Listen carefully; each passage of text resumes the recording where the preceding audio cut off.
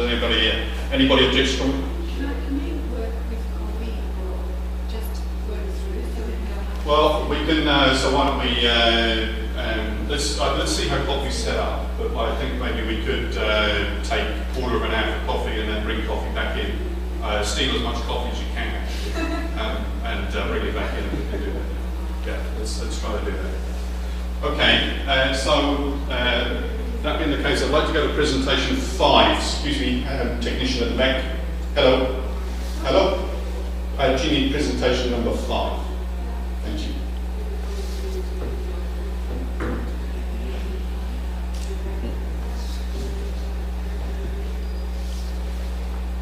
Okay, and I need to do it from here to move the slides. Okay. So this again, apologies for a little bit of repetition for three people in this group, but just I think this just gives you a sense of IUCN's work in a nutshell. And at this Congress, it's actually sort of like fusing a few different things. So firstly, we do have World Heritage is a small part of what IUCN does. So IUCN's program, which is part of the background of this, I'm not going to talk about. This is just about how we work on World Heritage, but the program is a big background to what we're doing. These 3 areas of bound, conserving nature, governance of nature, and nature-based solutions. Secondly, if you haven't picked up yet, we've got about 8. This is the 3rd or 4th of 18 events that are taking place around World Heritage at the Forum. And the little thing you can see here at the pocket guide we've got at the back, and please take one away. And you can see what else is going on. And thirdly is that what we do on World Heritage, although it's a separate program at IUCN, is intimately linked with what we do on protected areas. And at the Forum, you'll see us in the future years talking more about this branded protected planet, and that's how we're going to talk about protected areas. And so World Heritage is part of our work on the protected planet. We also have a motion, for those of you that are members, just to let you know, there's a motion on strengthening the World Heritage Convention, which is number 53, which will come into the Forum, and that's trying to get the Council also the IUCN policy to be clear in terms of what we think the Convention should be for.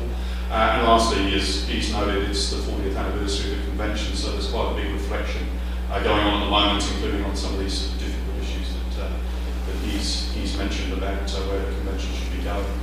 And also, what's the logic for the Convention? I think the logic for the Convention, the starting point for me is that it just has a massive amount of important hectares for conservation protected and managed within it. 217 natural sites, but it's 10% of global protected areas, the hectares that are included. I just want to cover 3 different ideas, if you like, about what IUCN does in our work. One is sort of the most closely connected to what he's been explaining, the work of the statutory work of the World Heritage Convention, and we are the named advisory body in the World Heritage Convention to the World Heritage Committee, which means every year we go to meetings like this. This is what IUCN looks like on the podium for a large amount of time at the annual conference of the parties, so to speak, of the World Heritage Committee, 21 member states, where we present the results of the evaluations that we've done, we present the monitoring reports that we've done, and we present our views on the policy and direction for the committee as best we can. So it's a high-profile role within that committee meeting each year, and it's a huge amount of work for us to produce the advice we provide. In essence, in the last 4 years, every year we've had between 50 and 60 monitoring reports that we've had to prepare and write for amongst those 217 sites. So 200 monitoring reports have got written and presented, recommending the decisions the committee should take, and that's probably the most time-consuming and most important work that we do in terms of feeding into the committee to try to secure strong conservation decisions from the World Heritage Committee. Most of those we get through, but a number we find we get significant arguments for the committee about what line they're taking. I'll mention a couple of those in a moment. The second is that we evaluate every proposal for a natural or a mixed site that's put forward. In the last 4 years, 36 sites have been nominated and 18 sites have been inscribed on the World Heritage List, but actually not, I think it's 12 12 of those were ones which we recommended were ready for listing, and 6 were ones which had been listed in some way ahead of all the conditions for outstanding universal value that he has explained being in place. And it's a challenging world in terms of our advisory role. It's an increasingly politicized debate, and this graph just shows you the last 3 years we've had a tough time, just as an indicator of where the World Heritage Committee is with IUCN's advice, which is, we think, primarily the advice of how you apply the operational guidelines to nominations that are put forward being followed. So we're seeing a question about the standards of the convention. We also advise on sites being included on the list of World Heritage in Danger. I won't open up a discussion in particular on that instrument because it will be covered in the small group later. But one of the challenges with the list of World Heritage in Danger is that many more sites than the ones included on the list, and there's currently 17 natural sites on the list in danger. But I think at least another 4 which we recommended this year, but probably more like another 10 or 12 would meet the criteria for inclusion on the list in danger. We were really honest about the status of the World Heritage List at the moment. And we have a whole range of pressures and threats that are growing, but I'll just mention one, and Jameson, with your presence here, we can maybe kick this one around at some stage during the second part of the session, which is we're seeing a large amount of growing pressure for resource extraction, but not only resource extraction, we're seeing infrastructure projects growing that are threatening World Heritage sites. We're seeing the explosion of poaching in many parts of Africa and elsewhere, and international wildlife trade growing. And one of the concerns is, how are we going to deal with mining and extractive industry demands that are increasingly, coming into World Heritage areas. And we've seen an excision of a uranium mining license that was agreed at the committee this year, which was a troubling decision because of the way it was done, apart from the nature of that sort of excision. So we're concerned that the growth, the continuing growth of threats is getting to a point where the committee is being unable to hold the line on that. So. Do you mind if I ask a question? Sorry. Yeah. Sure. Global warming and climate change and acidification of the oceans, does that are those threats that are recognized? Yeah, for sure. So climate change, one of the things we're actually thinking of for the new program is a major program of work on climate impacts on World Heritage sites. We've been doing a vulnerability analysis of World Heritage sites to climate change, and UNESCO is also quite actively working through the World Heritage Centre with some ideas on this. And so, yeah, we can perhaps talk a bit more about this project idea we have to look at actually the opportunities as well as the threat. What do we do about it? How do we adapt in terms of the management of sites? How is their design going to need to change over time if their values start to move around with climate change? And also, how can World Heritage sites show how you can manage to the wider protected area? But that's an idea we have which we've got to work on. So. There's a few key messages here, but I won't sort of dwell on these. But I think, where we're heading in the program is, firstly a concern about, the committee being accountable to hold the standards that it's established and held for a long time, but which we feel that are under significant pressure at the moment. And secondly, we think in our work on the committee that we really have to get other voices involved. That we're a lonely voice, pretty much for civil society in the room. We bring IUCN's members. In a larger and larger way to the views we give to the World Heritage Committee, and this workshop is part of that process. But at the same time, if the committee doesn't hear other voices, if other people aren't in the room, speaking up, if they're not in the corridors, making their points, then we won't be able to prevail with IUCN, trying to just wave the flag on our own. So that's our advisory role, sort of in a nutshell. But the next thing, which will lead into some of the group work, is to just talk about the work that we're doing to try to turn that advice into action. I would say at the global level. So the program that I run and that Marion is part of IUCN headquarters. So the first is actually just to pick up on the point that was raised earlier, which is how do we take, without having a sort of conflict of interest of being the poacher and the gamekeeper, how do we take a more active role in trying to encourage the gaps on the World Heritage List to be identified and filled. We've always produced what are called thematic studies, analyses of places that, or analysis of natural values in places that could be on the World Heritage List.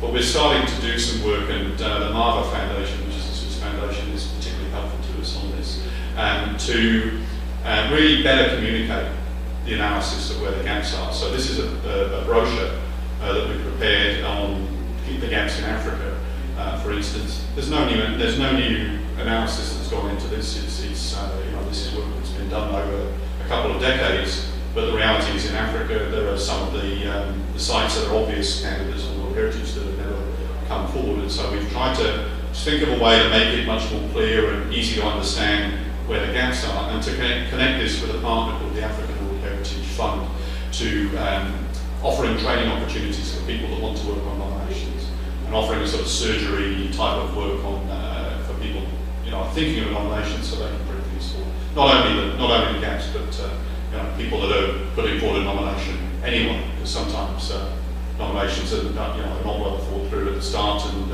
people go down the wrong track, and at the end of the process we say, why did you do that? So it's much better to have an early discussion. So we're actively trying to move in the new program to a process which we call filling the gaps on the World Heritage List. And the nice thing is to see that having started work on that in Africa, we're starting to see some of the nominations that are, if you like, obviously missing come forward. So Namibia has now worked very hard to put forward a nomination of the Namib Desert, which we have coming in for evaluation this year.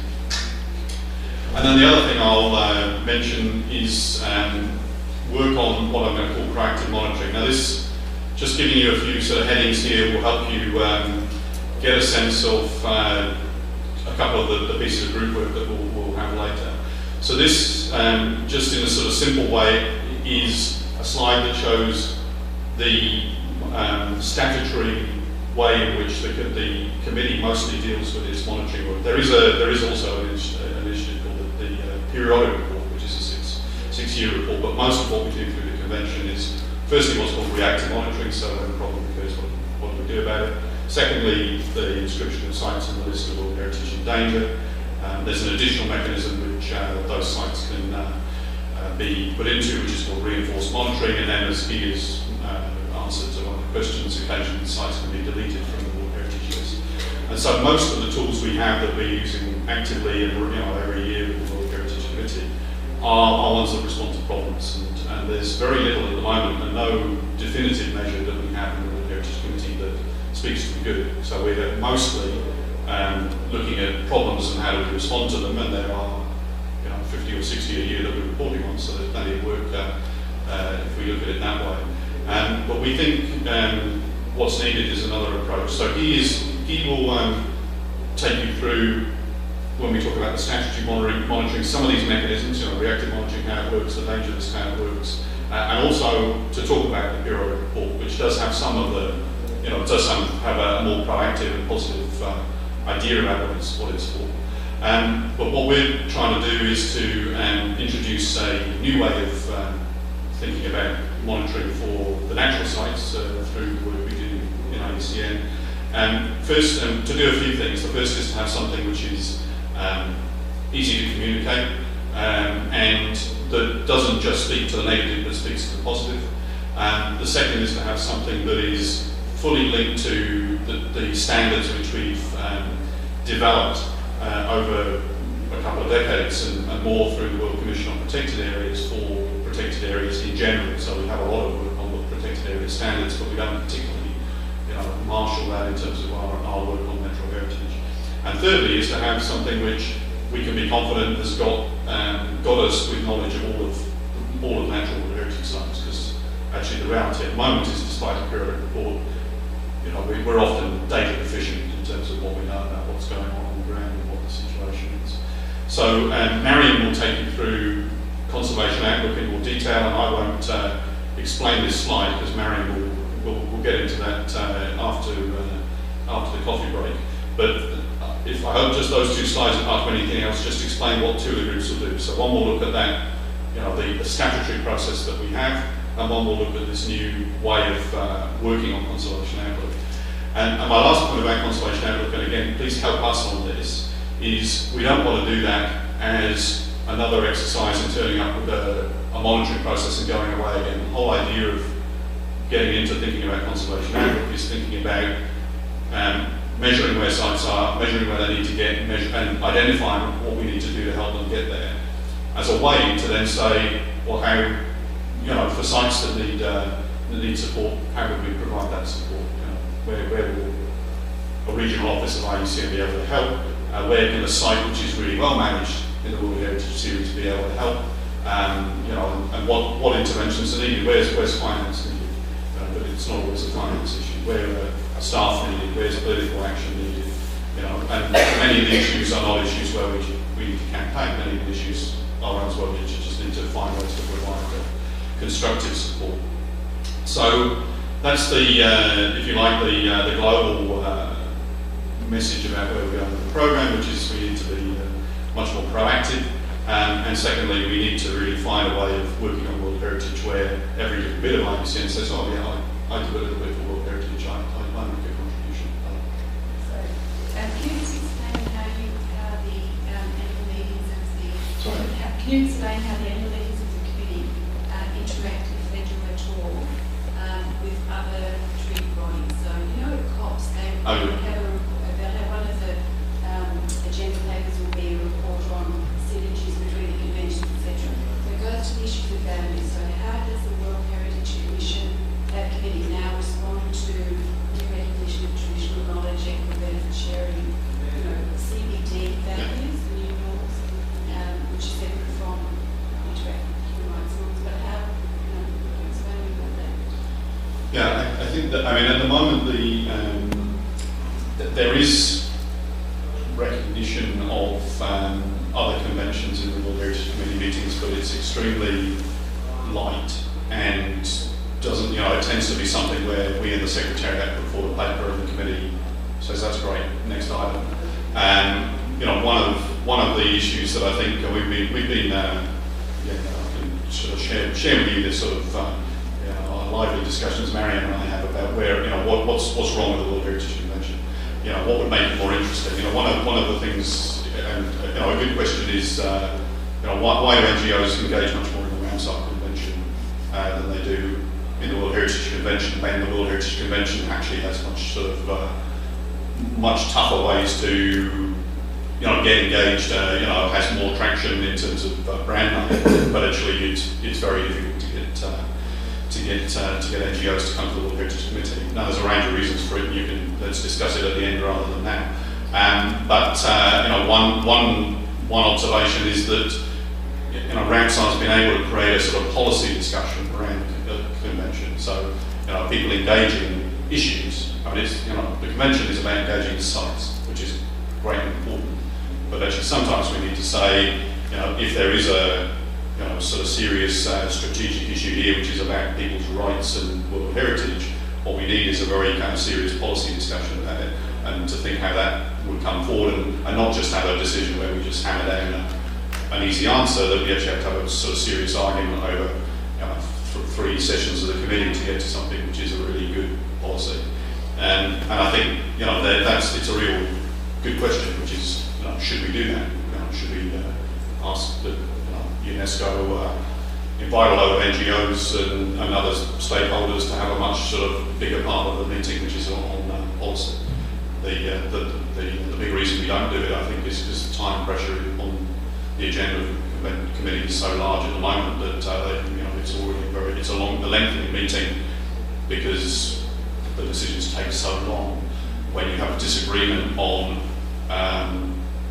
you know, I think is this project in Panama City being built or not? And the state says it isn't, but lots of people sort of have photographs that it is, and you know, that gets into a tremendous sort of logjam of time-consuming, ultimately unproductive standoff.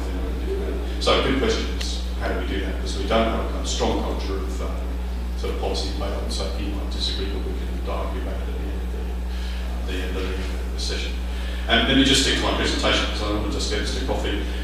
This, if you didn't see your picture, Boris, there's you on screen. So it's just the third part of the program, which is as we move forward. And in the last, I guess, sort of 3 years that I've really been actively sort of working on replumbing our program, we've been trying to create better capacity for IUCN to work in the regions on World Heritage. Because we are, we've had 40 years of being a sort of global conservation, the global conservation police as far as the global program is concerned. We've only been focused, or not quite only, but we've substantially been focused on doing the advisory body role. And until 3 years ago, we've only ever had funding from UNESCO to work on heritage, and a little bit from IUCN. But only 5 years ago, IUCN put its own money into World Heritage for the first time, and essentially rely on UNESCO funding everything. And 3 years ago, we've had our first support from a donor that's not UNESCO. And now we've sort of, and at least for the next couple of years, and we're fundraising next year to sustain this, but we've been able to start to think, well, what would we do if we had a better resource World Heritage program? And one of the things we do is get staff that are not more